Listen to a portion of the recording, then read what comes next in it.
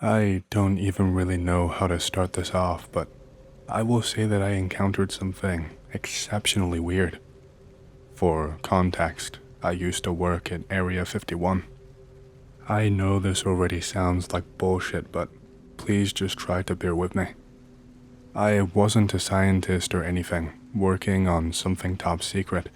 I was just a regular guard. You see, as well as having military at various checkpoints who are stationed on the base, Area 51 is unique in the fact that they also employ and train up their own guards to be stationed alongside these soldiers, either at various checkpoints along the area or inside the base itself. I worked there for many, many years. For most of my time, I was one of the camo dudes up in the hills and radioing about anyone passing nearby or rolling up to the base. Contrary to what you would expect, it was a really boring job with not a lot of trouble at all. In all of my years there, the most trouble I'd ever had was this homeless dude who seemed like he had nothing to live for, trying to break into the base, rambling on and on about aliens, but he was dealt with long before he even got close and was arrested. I'd never had to shoot any trespassers, I'd never seen any weird alien stuff. It just doesn't happen there. Well, it didn't anyway, but I don't want to jump the gun because I cannot really say for sure about what I saw, because I suppose I never really witnessed anything definitive myself. Let me try and explain. Basically, after working there for many years, and I guess becoming more trustworthy in my employer's eyes, that's really my only guess, I started being switched around with my duties. For the first time ever, I was being stationed inside the perimeter, even on the very front gate at one point. You know those little guardhouses that you see along the way, and you cannot see inside of them? Yeah, there's usually 2 or 3 of us sat inside one of those things at any given time. They're designed so that you can never tell how many of us there are at a given location, and so we have the element of surprise, as well as a numbers advantage. This started happening more and more until one day, I was given a new assignment that continued on for a few weeks or so. I was stationed underground, underneath the base. See, the base is quite a few levels, and I think the one I was stationed on was maybe the 3rd or 4th below the surface. I'm not sure exactly how far down it goes, because I, of course, never had clearance to see all that much, aside from my own personal duties. When I was stationed for these couple of weeks, there were mostly labs, which were used for working with chemicals and for studying different things. There was basically an entire science classroom built down there, but I never saw it used. And then there were the other rooms at the end. I never got to go into them or see inside of them. Where windows should have been to look into these rooms, there were actually thick sheets of corrugated metal covering them. The spaces for the windows, they were quite long but not too tall, like those really long wide windows. But like I said, there was metal covering them up, like they were bolted in. I found out a lot later that these bits of metal covering the windows were actually retractable and revealed glass underneath.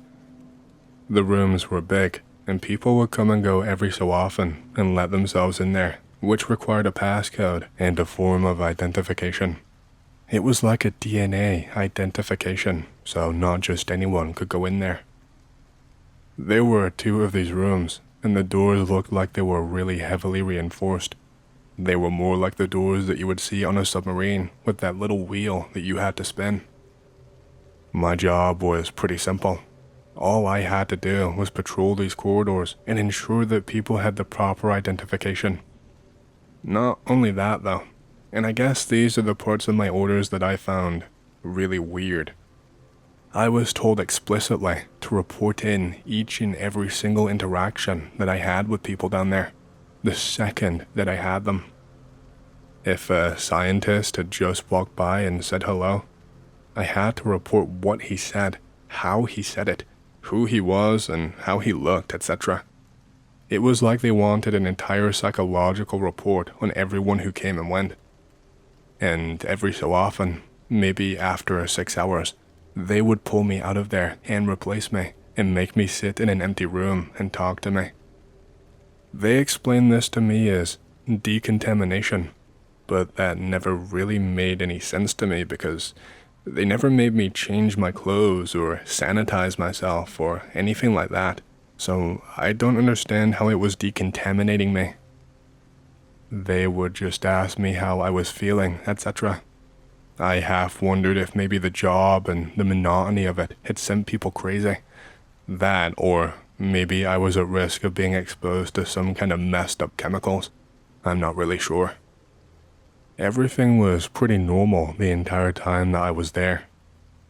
I learned all of the faces, and I got to grips with the job.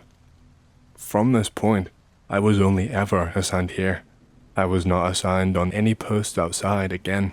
I would only ever work this rotation. I was just doing my usual rounds, and then I am not really sure what happened. There was a guy dressed in a lab coat. I'd seen him 100 times before, but he just seemed so frantic now. He was smacking on the metal door to those big shuttered rooms with just his palms, to the point where he had these indents in them from the metal that looked really sore, and his palms were red raw. It looked like he'd taken some of the skin off from the metal cutting up against his skin and pulling it off. I shouted down to him and asked what was wrong and if something was happening, but he just ignored me. He proceeded to move over to the shuttered windows, grip his hands around the bits of metal where there was a slight space for his fingers to go, and I kid you not, he was full on trying to yank it off of the wall, even going so far as to have his feet placed upwards onto the wall for support and just pulling backwards again and again while hanging onto the wall, like he was a damn gorilla shaking on the bars of its cage. I clicked my radio on, and of course, I was already in the process of reporting what was going on. And the second that my radio made that bleep sound, the guy just shot his head around in my direction without even stopping what he was doing. He told me he needed help. He told me to put down the radio and come and help him. He said it once, and when I tried to talk to him and put my radio back up to my mouth again, he shouted at me. He sounded really pissed off. I put both my hands out to try and calm him down, and I asked what was wrong, but he was not really making any sense with what he was explaining to me. He was telling me that it got loose. I asked him what he meant, and he told me that he needed to get out of here and lock the place down. I told him that he was mistaken, that he was trying to break into a locked room, that room was already locked down and he was outside. But he jumped down all of a sudden and made this really pained grunt, like he was tired of everything, and then he just shoved me away from him. I tried to grab him to calm him down, but he just sprinted away at full speed. There wasn't really anywhere for him to go. I knew that I would be able to corner him before he got past any of the doors. So I started to jog lightly while informing my superiors, and they sounded really panicked. I'd never heard them sound like that ever before. They told me to grab him and hold him down, to hit him and knock him out if I had to, but to make sure that I kept him contained until they could get someone down there. They told me I couldn't let him hurt himself or anyone else. Around 5 seconds later, there was an alarm blaring over the intercom, and these big overhead red lights just came on that were illuminating all of the corridors in this sickly red glow. It made my head hurt just to look forward. I don't know what happened after that. I heard a scream. I actually heard two of them, and I saw two guys in lab coats running down the corridor to that same sealed off room. One had his hands over his head, and he seemed to be nipping at the skin on the back of his neck and pulling out tiny little hairs out of his head, while the other one looked like he was having trouble just staying upright, like he was drunk or something. They were back to the door, but they managed to release it this time. This second man, he must have had the correct clearance or something, because the door clicked open and the other man just immediately threw himself inside. I tried to stop the other man before he could get inside there, but he grabbed me by the back of the head pulling tightly on my hair, and he forced my face right up to the shuttered window. He was screaming at me to look. He was telling me that I needed to help him, that we needed to get this situation under control and to lock down the room. He would not let go, and I did not want to hurt him. I figured that while he had a hold of me, he at least could not go anywhere. Then the shutters started to open, bit by bit, and then I could see into that room now, for the first time, completely unobstructed.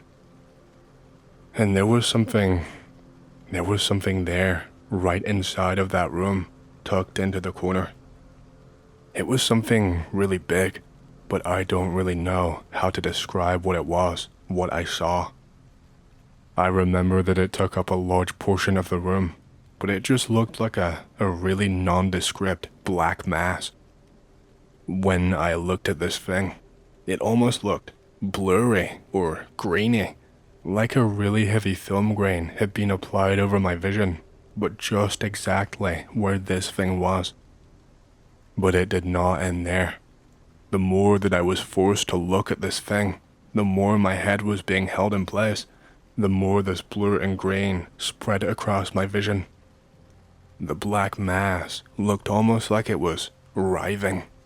It was growing upwards into the air before shifting back down, like it was breathing or something, like it was alive. That scientist who ran into the room, I could see the entirety of that room now, and he was nowhere to be seen.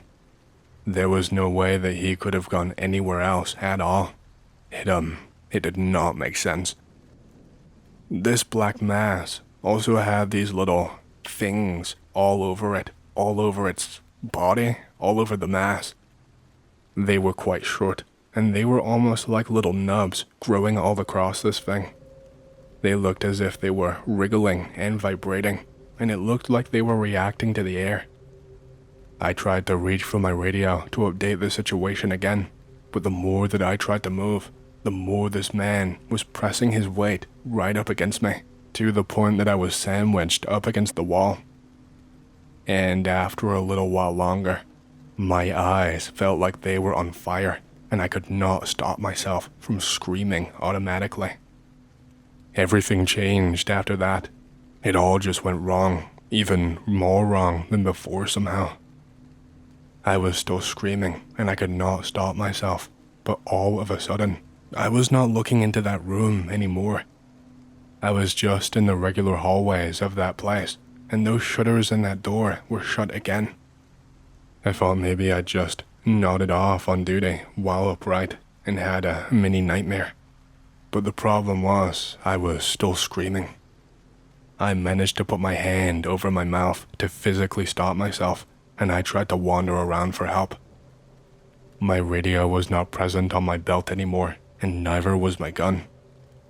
I tried walking down the hallway, but something strange was happening that made me realize what I had just experienced before was not a dream. No matter how far I walked down the hall, I would always remain in the exact same place. It seemed like those hallways were changing shape and playing tricks on me, and it seemed to go on forever. I remember walking, and I wanted to run, but my legs felt tired and heavy, and it took me everything that I had just to lift them up like I was. And then I was suddenly hearing this whispering right inside my ears, like there was a person stood right next to me, like their lips were almost suction cupped up to my ear. That's how close it sounded. But they were not saying any words, at least none that I could understand. It was just muffled nonsense. And then I saw something coming out of that sealed door to that room. There was something black that looked almost like shadow just slithering out underneath. It looked like it was a liquid pooling up at the entrance to the room before it became solid once again, but I didn't understand how. 1 second it was flat and liquid form. The next second it was solid. It had become completely solid once again, and I instinctively turned and tried to get away. But of course, no matter how much I walked in the other direction, I never made any headway. and eventually, I felt something very slowly moving up my back, and then I felt this heavy weight pressing down right onto both of my shoulders. I did not dare to turn my head back around to see what it was. I was way too scared. And then I was getting these rapid flashes in my vision. Just flash, flash, flash. Each image only lasted for around a second, but when I saw them, it felt like a lifetime of staring at them. It felt like I had experienced an entire dream or narrative in that 1 second, and it was like I just understood it all. I saw some horrible things, mostly past memories about my life. The most prominent ones that I saw were of my sister, who had tragically passed away a few years before this point.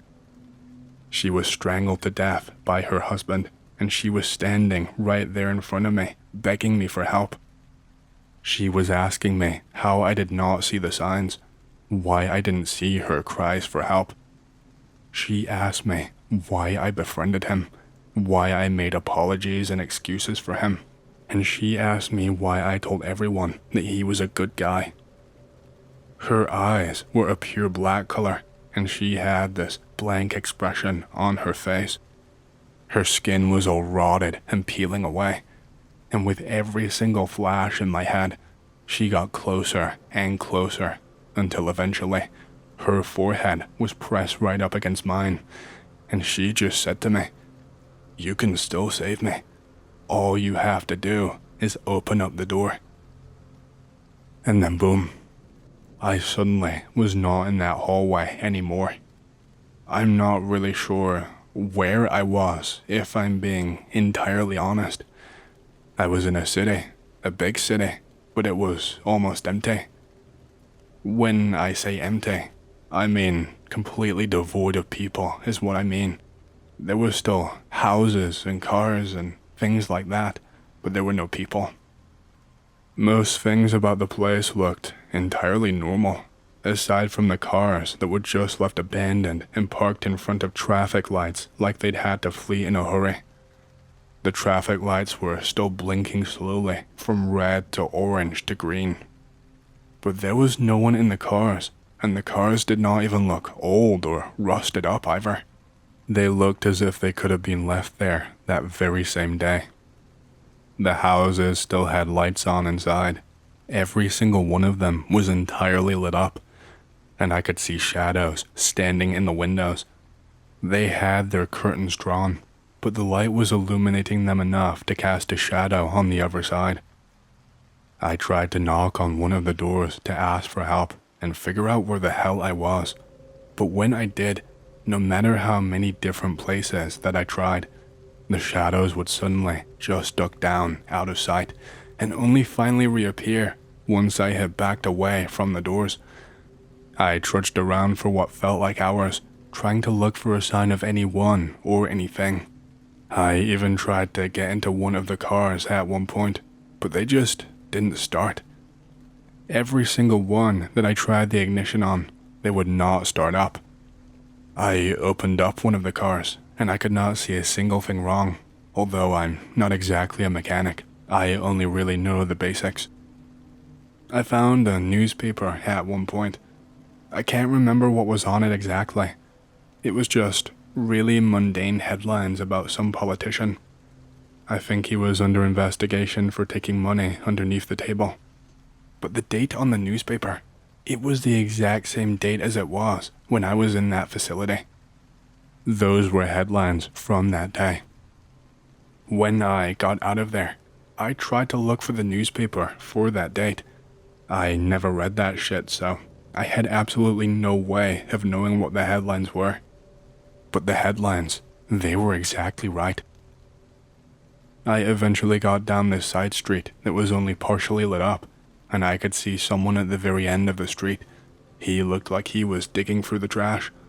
The first person I had seen that entire time, and it was a fucking bum. I called out and I said hey, and I gave a small little wave, and he shot his head up to look at me, but he did not wave back. I got a little bit closer, because there was not much light and my eyes are not the best. I'm supposed to wear glasses, but they make my nose and around my eyes really sore, so I never really bothered. But as I got closer and closer, I could tell that this was not a person. They were almost entirely black, like a pure black, almost shadow-like. They were shaped like a human, almost, but just like that mask that I saw. This guy had those little nubs all over his skin that were reacting to the air. The more I tried to look at him and analyze what he looked like, the more my vision was becoming blurry and grainy, just like before. The thing ran over to me. I tried to run, but my legs suddenly just felt weak, and I ended up stumbling backwards and down to the ground, backwards onto my ass. He ran right up to me, grabbed me by my collar, and then lifted me up, right into the air, like it took no effort whatsoever. I could feel the little nubs on his skin flicking and making contact with my skin, and it made me feel weird. It made me feel sick. It made me feel shame.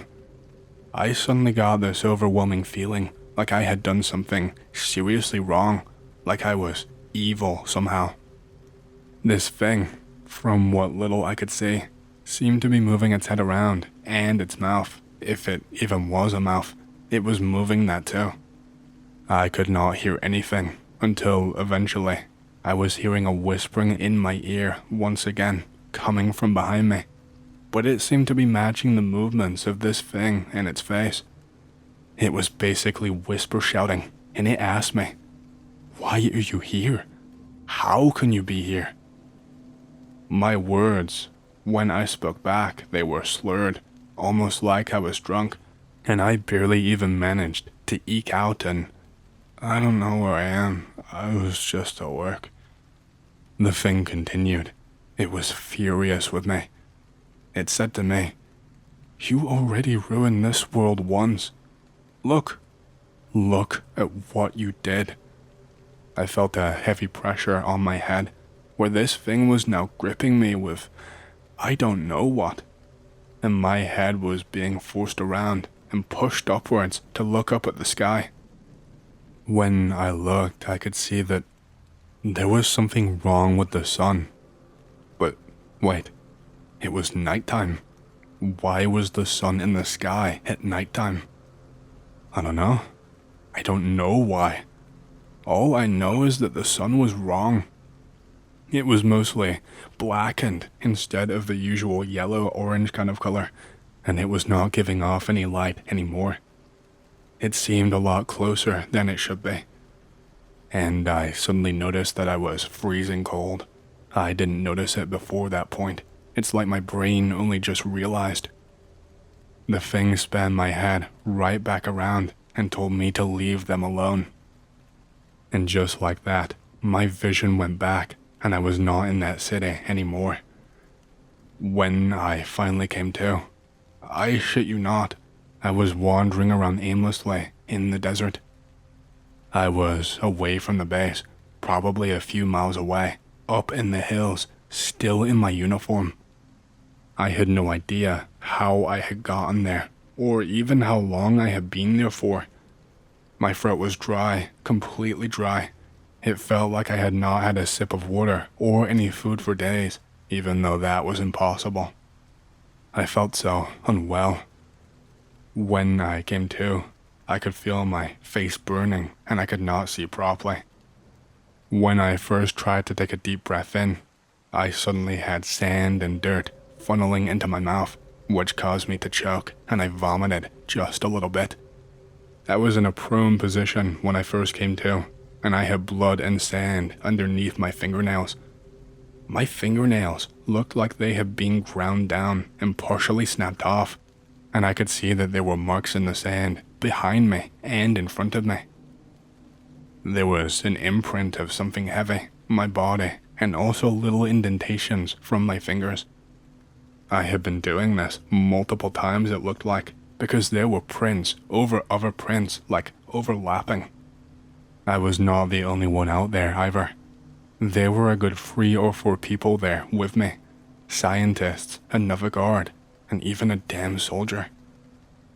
They were shuffling along like zombies, mostly walking around in a circle and following behind one another.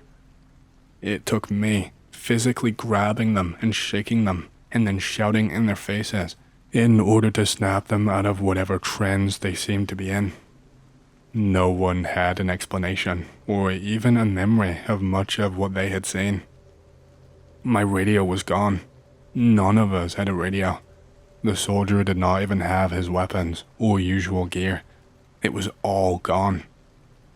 We started the walk back to the base as best as we could, and within an hour, we had guns trained on us, and military personnel forming a circle around us and forcing us to drop to the ground and comply.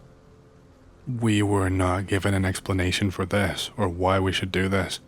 We were told to just do as we were told, or lethal force was authorized. They patted us down. They handcuffed me to the point where my wrists felt like they were being dislocated, and then I was force-fed some water from a bottle. After that, we were made to walk in front of the soldiers, and then we were put in a vehicle in order to be taken back to the base. After that is also a bit of a blur. That place I told you that I was always kept for hours for decontamination. I was taken straight there, except it was even more grueling than usual. I was asked multiple times to explain events from my perspective and what I saw. They knew that I was lying somehow and withholding information. I don't know how they even determined that. I did not want to tell them about my sister or about the city, but they knew what buttons to push, and they told me that I could not leave until I was completely 100% honest. I explained that it was crazy, and still, they pushed me to tell them.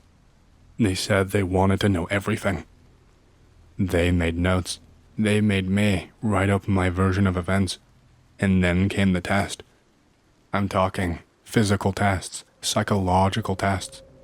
I think they were trying to determine whether I was messed up in the head or still sane.